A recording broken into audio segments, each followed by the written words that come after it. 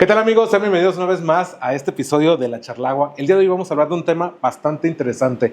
¿Por qué la lluvia no se comporta igual siempre? Vamos a hablar de la estocástica aplicada al agua. Esto es La Charlagua.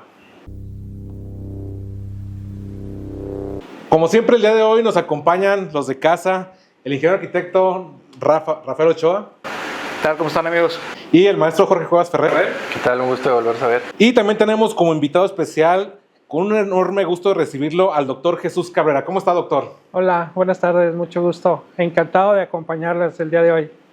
A ver, doctor, para que la gente lo conozca, platíquenos, ¿quién es usted? Bueno, soy el coordinador del posgrado en Agua y Energía, la maestría en Ingeniería del Agua y la Energía, y también coordino el doctorado en Agua y Energía.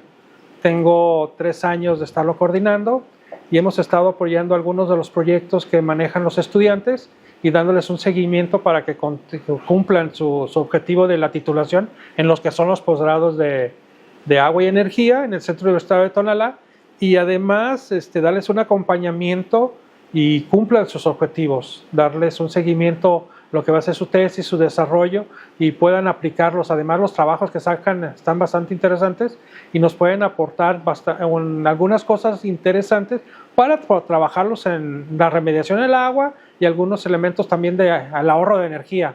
Y lo de hoy en día, que están manejando algunos elementos de la movilidad electrónica, la movilidad eléctrica, haciendo análisis, almacenamiento de energías también.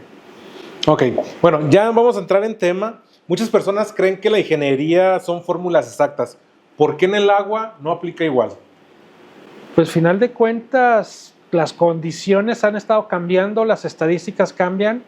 Como nos puede caer 20 centímetros de agua, o nomás nos va a dar una bañadita de agua y no cae nada. Y los medios, las formas están cambiándose, y en la zona metropolitana de Guadalajara, el día de hoy cayó una tormenta por Colón, cayeron 20 centímetros de agua, y por ahorita donde estamos no cayeron ni 5 centímetros, nomás nos bañó. Ahora sí, como dicen, nos ensuciaron los coches. Ok. Y por ejemplo, Rafa, en el diseño hidráulico cotidiano, ¿dónde se encuentran ustedes con esa incertidumbre? Pues prácticamente nos encontramos en la incertidumbre de que no sabemos cómo se va a comportar, ¿no? O sea, realmente no sabemos cuánto va a llover, en qué partes sí, en qué partes no. Para eso es importante la estocástica que pues hace parámetros sobre cómo puede llegarse a comportar ciertas probabilidades de lluvia. Ok, y Jorge, por ejemplo, ¿en qué momento un ingeniero deja de confiar en los datos históricos y comienza a utilizar las herramientas ya probabilísticas? Pues digamos que se tiene este malentendido de que pensamos que entre más información tenemos del pasado, tenemos la posibilidad de proyectar un futuro más seguro, ¿no? Digamos que simplemente todos esos datos históricos que nos piden para el análisis de probabilidades de una lluvia futuro es una referencia que nos ayuda a tener un dato, pero ese dato nunca va a ser exacto, porque al final de cuentas es una probabilidad de que un evento de lluvia suceda a partir de recabar información del pasado, ¿no? Entonces hay diferentes posibilidades a partir de toda esa referencia que tenemos del pasado. Ok, y ahora, doctor, por ejemplo, yo desde niño siempre he escuchado que dicen que la lluvia es impredecible. ¿Es correcto o sí hay algunos patrones?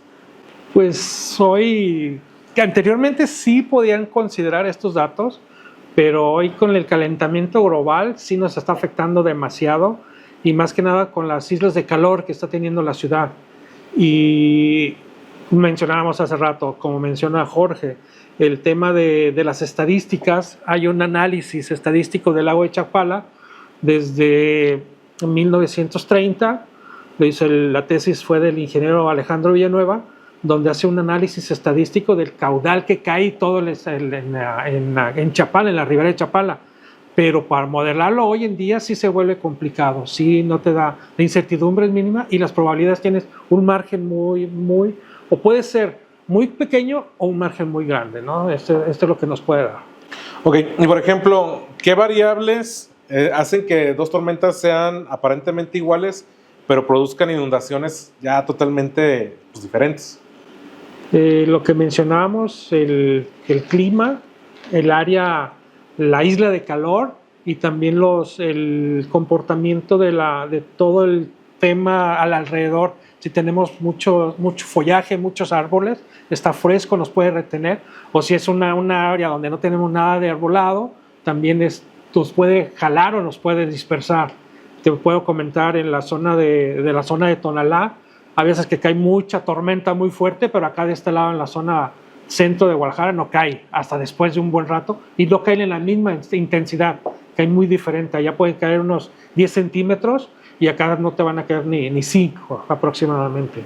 Okay. Y por ejemplo, Rafa, en proyectos de drenaje pluvial, ¿qué tanto cambia el diseño cuando ya entendemos que las lluvias es así que un proceso probabilístico?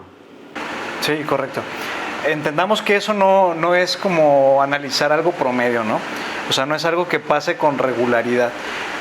Al día de hoy, siendo 2026, podemos comparar las lluvias que se han presentado sencillamente al verlo y al notarlo con las propias inundaciones de la zona metropolitana de Guadalajara.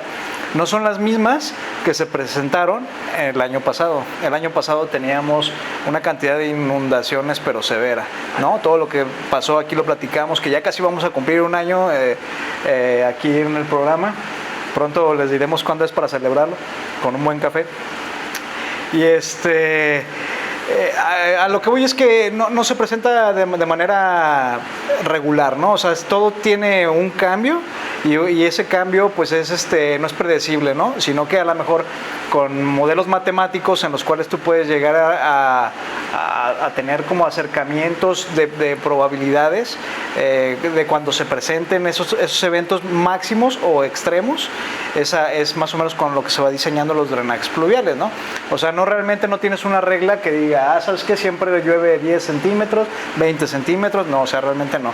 Tú tienes intensidades de lluvia, precipitaciones máximas, diarias, análisis, pues ya temas empíricos, ¿sí? En los cuales pues tú ya tienes como anotado en un historial cuánto ha llovido y a partir de eso, de la lluvia, pues tú te prevés con cálculos matemáticos para poder tener un acercamiento o una probabilidad de que se presente esa condición. Más esa probabilidad no indica que pueda ser el día de mañana o el día de 5 años o 25 años, o sea, no lo puedes saber.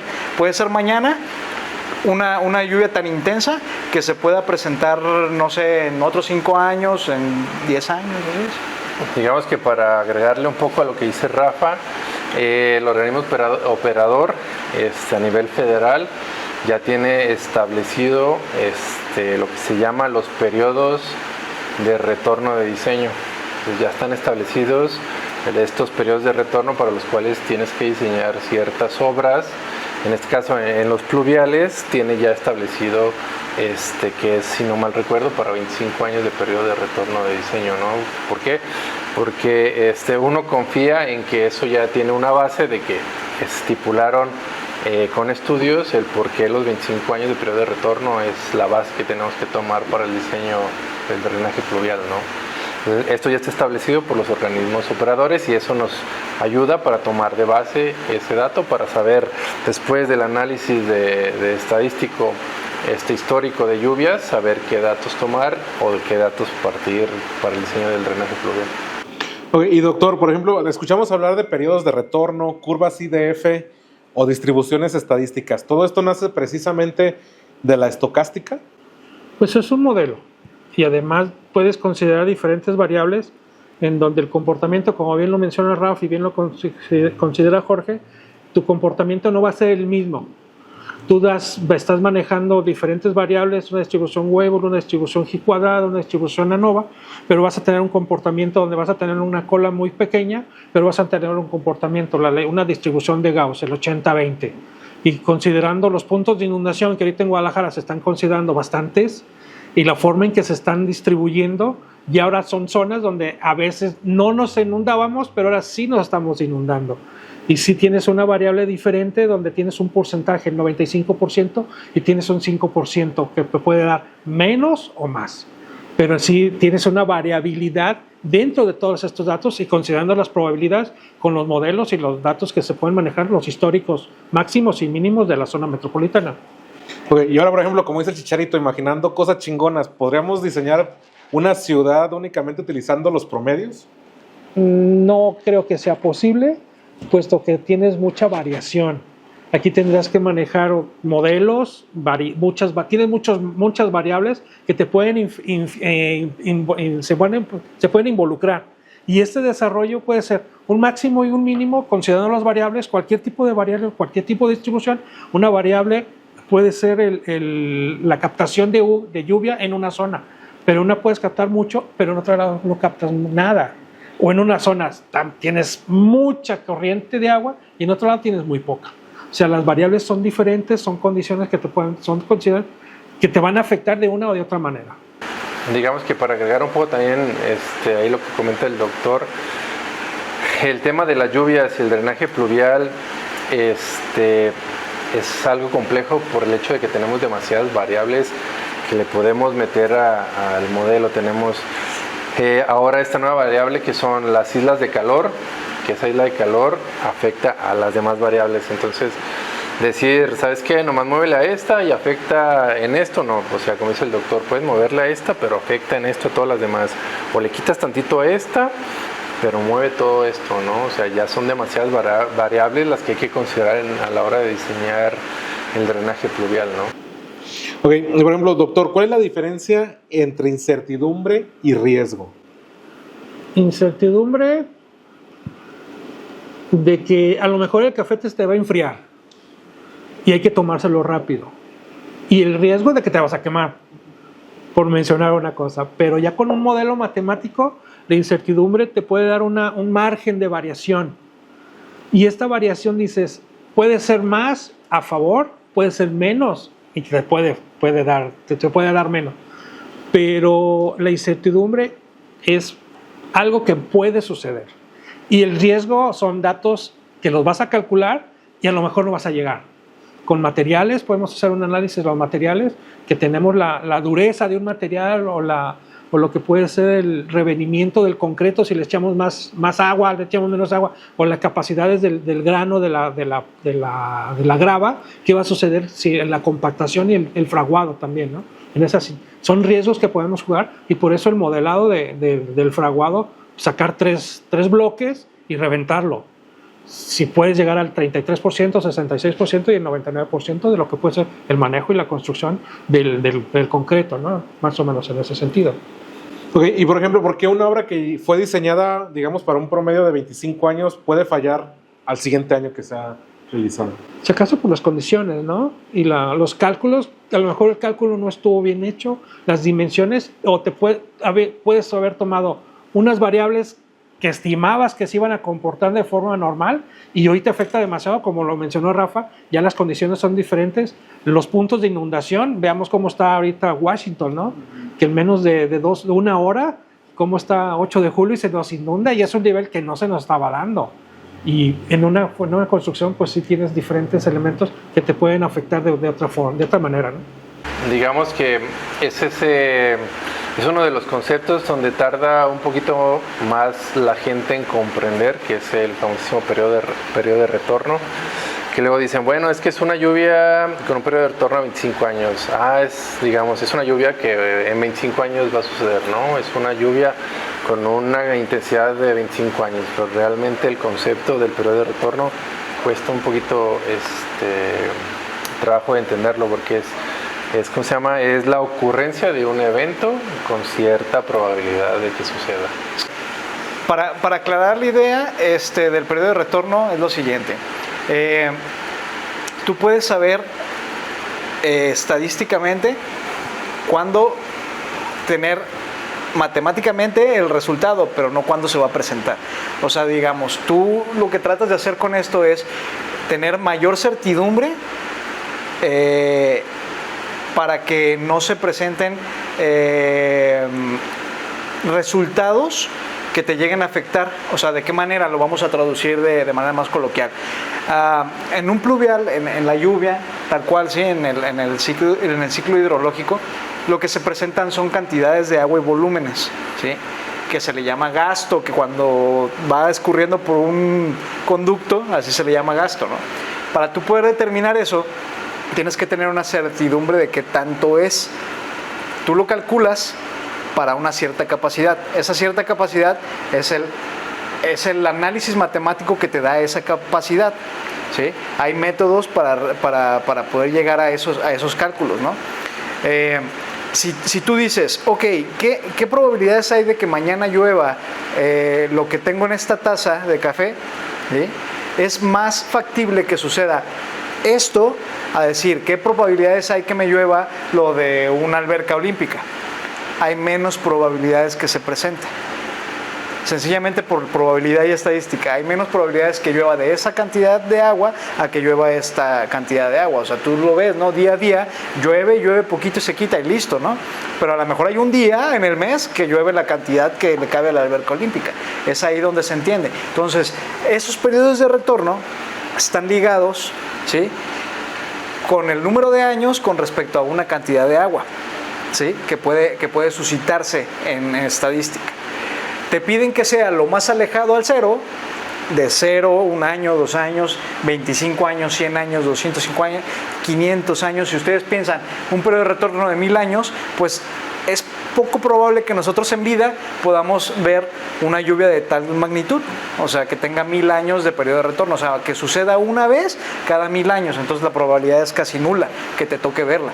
Pero a lo mejor una lluvia de un periodo de retorno de 25 años, que a lo mejor puedas vivir 100 en buena salud, pues puede ser que la veas 3 veces, ¿no? Una lluvia con esa cantidad, digo, por poner un ejemplo. ¿Cuándo va a pasar? Eso es lo que no se sabe.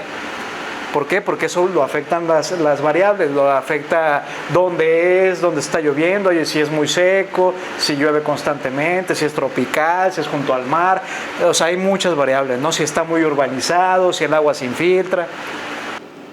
Y por considerarte algunas cosas, el lago de Chapala. Hemos observado fotos donde el malecón se desbordó. ¿Y hace cuánto no ha sucedido? En esas condiciones, como bien lo menciona Rafa, ¿no? Y que el agua se metió al templo. O sea, ¿cuándo sucedió eso? Hoy en día no lo hemos visto.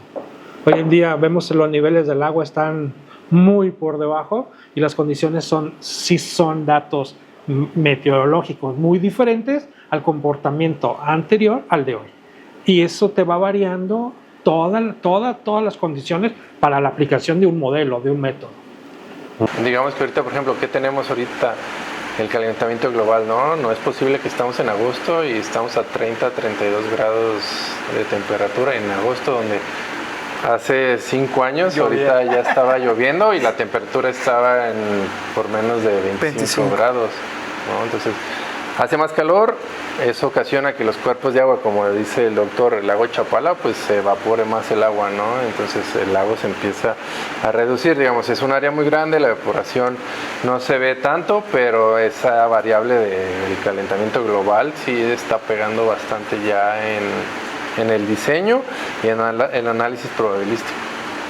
Ahorita aprovechando, Jorge, que tienes la palabra, desde tu experiencia, ¿cómo influye el crecimiento urbano ya con esta incertidumbre? Digamos que pesa muchísimo porque pues ahora esta capa de asfalto que se le coloca en la superficie a lo que antes era terreno natural, pues hace que todo este porcentaje pequeño que se infiltraba, pues ya no se infiltra, escurre superficialmente y va a dar ahora a los famosísimos puntos bajos que ya hemos platicado de ese concepto bastante, y hace que el agua se acumule en estos puntos que anteriormente no se acumulaban, ¿no? Y eso con las demás variables pues hace que los tirantes de agua crezcan por arriba del nivel de la banqueta, ¿no? Porque ahora tenemos banquetas de 15 centímetros y ahora he visto el otro día banquetas de 20 centímetros, ya parecen escalones, ¿no?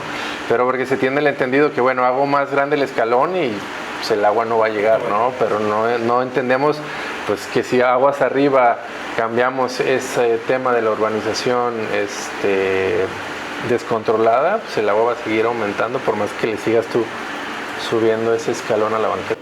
Okay. Y eso mismo sucedió en un dato en el Palomar y en Bugambilias, en el campo de golf, con los talud que pusieron ahí arriba. se reventó y abajo se inundaron las casas. No sé quién los haya hecho, pero se vuelven significativos. No vamos a decir quién. Bueno, No, de aquí a la izquierda. De aquí de la mesa. nadie de aquí de la mesa. Bueno, nosotros hicimos la solución. No sirvió para nada, güey, pero todo. Ya ve que se metió el agua ahí, ¿no? Es que era en la casa de una amiga. También a un amigo se la metió. Y su vecino tenía Era. tres coches. Háblele a su amigo. Yo no les dije que compraran al pie del arroyo.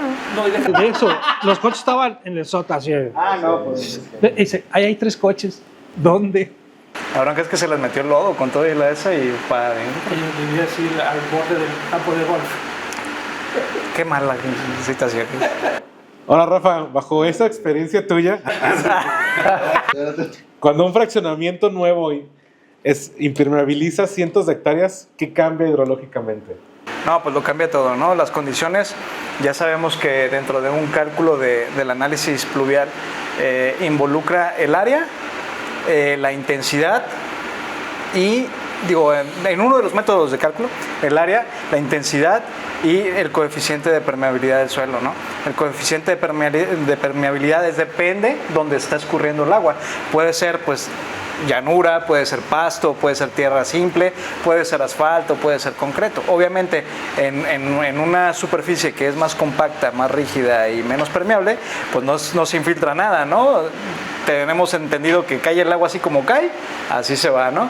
Sí se llega a infiltrar una por capilaridad, pero es una cosa mínima, pero no es lo mismo que si tuvieras una llanura donde tienes plantas altas y que el agua se puede llegar a absorber y a estabilizar ahí, a infiltrarse, ¿no?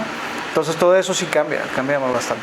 Dentro de esto, para sumarle un poco a lo que dice Rafa, hay un concepto que anteriormente yo tampoco lo consideraba tan importante y ahora ya lo veo que es importante, es el famosísimo tiempo de concentración, ¿no? Ahora tarda o es más rápido que el agua se desplace del punto más alto o el punto más alejado a la descarga, ¿no? ¿Por qué? Por estos cambios en la capa superficial y ahora el tiempo de concentración sí se ve impactado por todas estas variables, ¿no? Entonces, ahora sí comprendo que el tiempo de concentración sí es una variable que se ve afectada por todas las demás variables.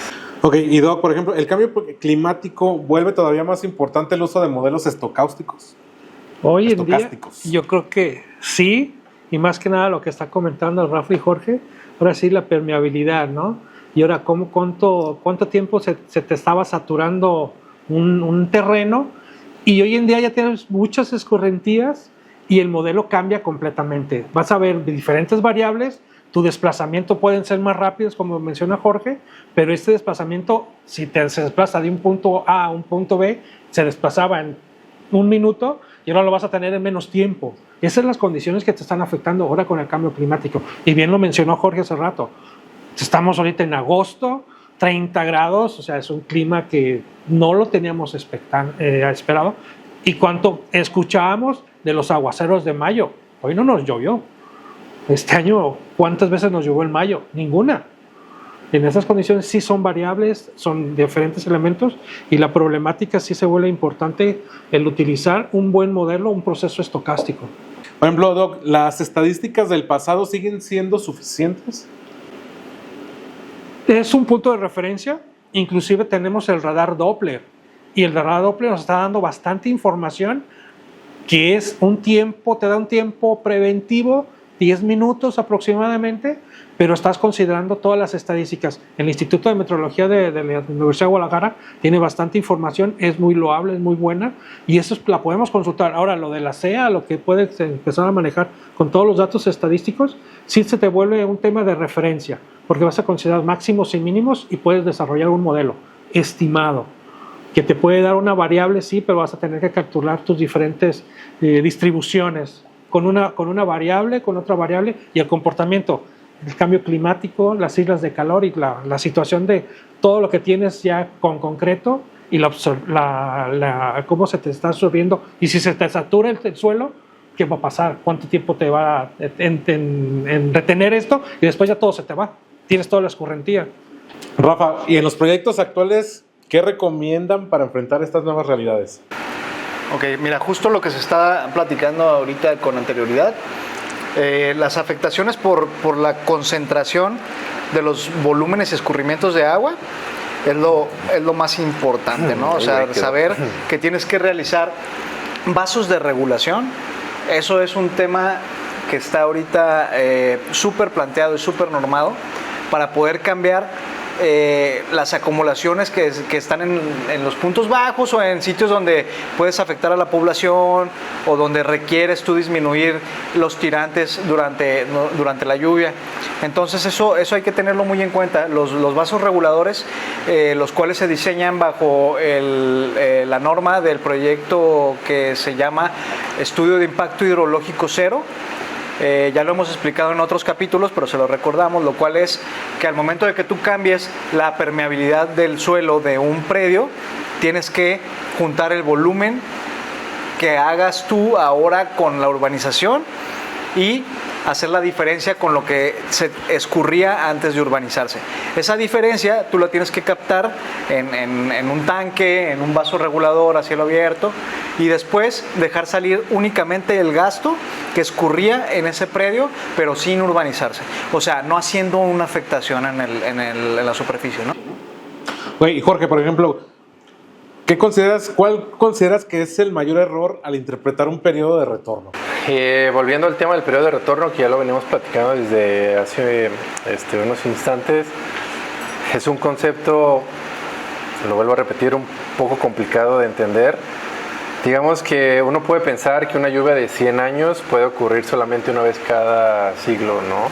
Pero en realidad puede presentarse varias veces en pocos años, simplemente tiene una baja probabilidad de ocurrencia. Entonces, el periodo de retorno lo podemos traducir como en una ocurrencia de que suceda un evento de tal magnitud, ¿no? Ese es ahí el problema en distinguir o entender bien qué es el periodo de retorno.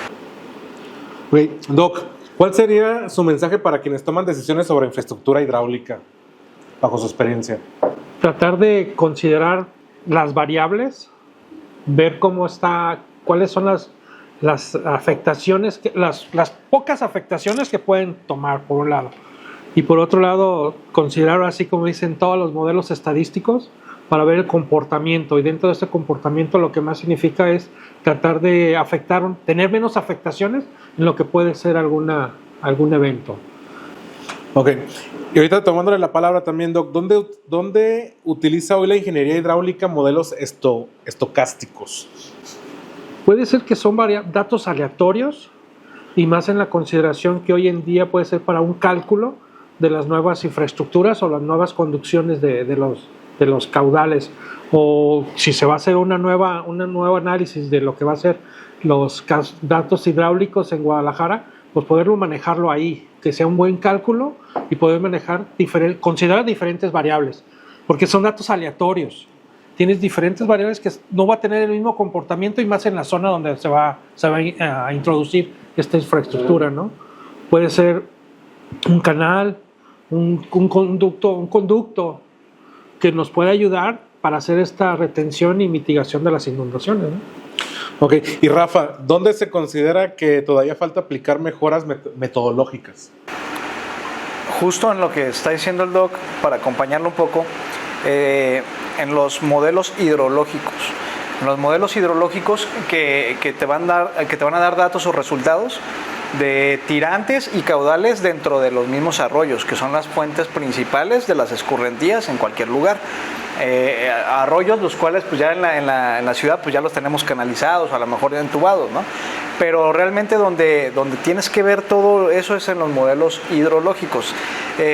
Las variables de la estocástica, en este caso pues lo que viene siendo pues los análisis probabilísticos y todos esos modelos que se hacen, te van a representar en un gasto y en un volumen escurrido en las áreas de los arroyos.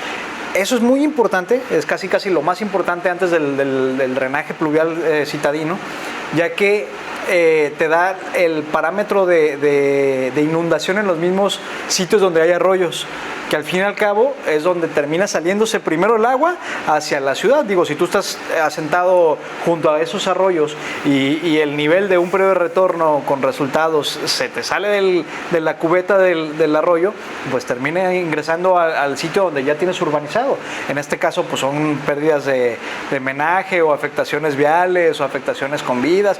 Entonces sí es importante hacer buenos análisis hidrológicos para poder determinar ya resultados hidráulicos, pero en lo que vienen siendo los arroyos, para después compartirlo con el drenaje pluvial dentro de la ciudad. Okay. Jorge, bajo tu experiencia, ¿cuál sería el error más frecuente al interpretar la información hidrológica? Digamos que el error más frecuente sería confiar en un solo dato o en una sola tormenta. Lo correcto sería analizar el registro de muchos años para comprender el comportamiento de una cuenca. Se dice que para que sea confiable un registro de información tiene que tener al menos de 10 a 15 años de registro de datos continuos, ¿no? Para realmente confiar en esa base de datos. Y Doc, por ejemplo, las simulaciones Monte Carlo o los modelos probabilísticos, ¿qué papeles juegan en esta situación como herramientas? Como una herramienta puede ser una forma bastante buena. Y un tema que se puede considerar, lo que estaba comentando Rafa, pues está la Avenida Patria ahí en Colomos. Cómo se está dando toda la escorrentía de toda esa zona y qué sucede con el vaso regulador ahí en la Avenida Patria. Y de ahí después nos vamos a la cuenca de Temajac, que se da toda la escorrentía y lo que menciona, se llega a saturar, pero también tienes el Parque Ávila Camacho, que también es un vaso regulador. Y ese vaso regular llega un momento, se te satura y se te va a desbordar y tenemos la inundación en toda esa zona, ¿no? Es lo que estaba mencionando Rafa y lo que bien menciona Jorge. ¿Qué tan importante puede ser este modelo? Y puede ser el modelo Monte Carlo, puede ser también unas cadenas de Markov donde puedes hacer diferentes estructuras y poder manejar diferentes variables para la permeabilidad del escurrimiento y los tiempos de recuperación para tratar la mitigación de cero, como bien lo menciona Rafa. Digamos que esa área donde dice el Doc Chuy es realmente un modelo interesante para recrearlo, una simulación en un software, porque antes de Plaza Patria es una retención o una represa, un vaso regulador a cielo abierto, luego lo ahogan en una tubería y luego vuelve a salir a cielo abierto y se comporta como vaso regulador. Entonces ese comportamiento, digamos que matemáticamente, pues utilizamos una hoja de Excel y simplemente decimos, bueno, si baja el nivel aquí, el volumen bla bla bla, pero realmente pues esperas que se comporte de esa manera, pero pues realmente hay muchas variables que pueden afectar ese cálculo que a veces va más allá de un Excel, ¿no? O sea, realmente las herramientas computacionales más allá del Excel nos permiten realmente interpretar de una mejor manera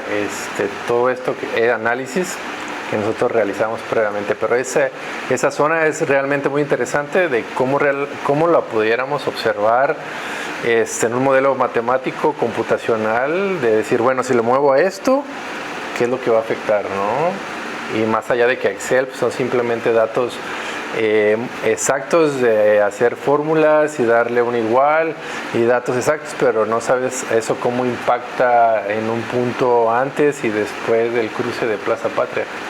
Ahora, hablando de ese mismo tema, de lo que dice Jorge, me hace reflexionar y la pregunta también sería para ustedes. Mucha de la gente que pues ya a lo mejor comparte nuestra edad, ¿no? Arriba ya de 40, pues vivieron lo que viene siendo esa zona sin ese vaso regulador, sin esa obstrucción que le han puesto, ¿no? Pongámonos a pensar, ¿qué hubiera sido al día de hoy con el cambio que se ha venido dando si no estuviera ese vaso regulador, ¿no? ¿Qué pasaría? Porque pudiera ser más que una ventaja, una desventaja el que lo hayan puesto. Y ahora vamos a esto. ¿Dónde son los sitios más adecuados para poner infraestructura de retención hidráulica? ¿Sería el sitio más adecuado haberlo puesto ahí? Porque mucha gente se da cuenta que en una lluvia de mediana a alta, en cuanto llueve, se desborda ese sitio, ¿no? Entonces, ¿será será comparable, de cierta manera, la cantidad de agua que llega a ese vaso regulador con lo que realmente puede captar ese vaso. Ahí se las dejo. Digo, tendríamos que hacer a lo mejor un análisis, un tránsito un tránsito en el vaso para saber qué tanta agua está llegando, qué tanta agua está saliendo. Normalmente, y con la probabilidad y con la estadística de que pueda suceder mayor agua y que más de que sea un alivio, sea una obstrucción, ¿no? Entonces, a lo mejor el vaso puede ser que no haya estado de la mejor manera proyectado ahí, o a lo mejor ni se debió de haber hecho. No lo sabemos hasta que no se haga, pues, un modelo hídrico, ¿no? Digamos que ese punto de Plaza Patria es un punto bastante conflictivo, donde ha sido intervenido por gente que conocemos, y realmente pues sigue sucediendo lo mismo, ¿no? O sea, va más allá los intereses de realmente solucionar el tema a otra cosa, ¿no? Pero ha sido un punto de bastante intervención y sigue pasando lo mismo, ¿no? Con que lluviecita, el vaso de regulador no tiene la capacidad, y luego Plaza Patria con la construcción de no un sótano sino dos más. Ha sido una serie de variables, como dice el doc también, que afectan el resultado final. Hay unas obras que se hacen precisamente para que se comporten como alivio de lo que pueda llegar a la población. Estas obras se le llaman presas rompepicos, las cuales se ponen en unos sitios específicos estudiados de mejor manera, en la cual pueda llegar y saturarse la presa y que esté saliendo de a poco hacia el agua hacia abajo en la población. Digo, a lo mejor se quería llegar a algo similar, ¿no? Pero en este caso, pues obviamente aquí lo que pasa es de que no tienes la capacidad suficiente, entonces en cuanto se satura, se sale y terminas afectando alrededor. Y aparte, si le sumas ahí en Plaza Patria que hicieron los pilotes de la línea 3, entonces más variables. Ese es otro tema.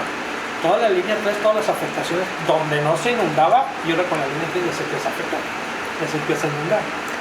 Toda la urbanización va a ser un tema de afectación, digo, al fin y al cabo, ¿no?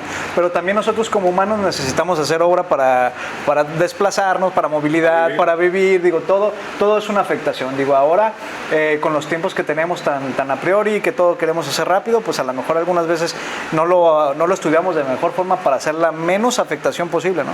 Y es que recuerden que también uno de los temas que hemos venido platicando es todo el agua subterránea, ¿no? O sea, siempre decimos, es que las inundaciones, pero el agua subterránea también impacta en gran medida en unas acumulaciones en los puntos de descarga. Entonces, ese tema es bastante interesante, donde, como dice el doc, toda la línea 3, las afectaciones, también afectan los caudales en el subsuelo, que cambian también su dirección, y al final en los puntos de descarga se acumula el agua subterránea y el agua superficial, y también pega de gran medida este tema del agua subterránea.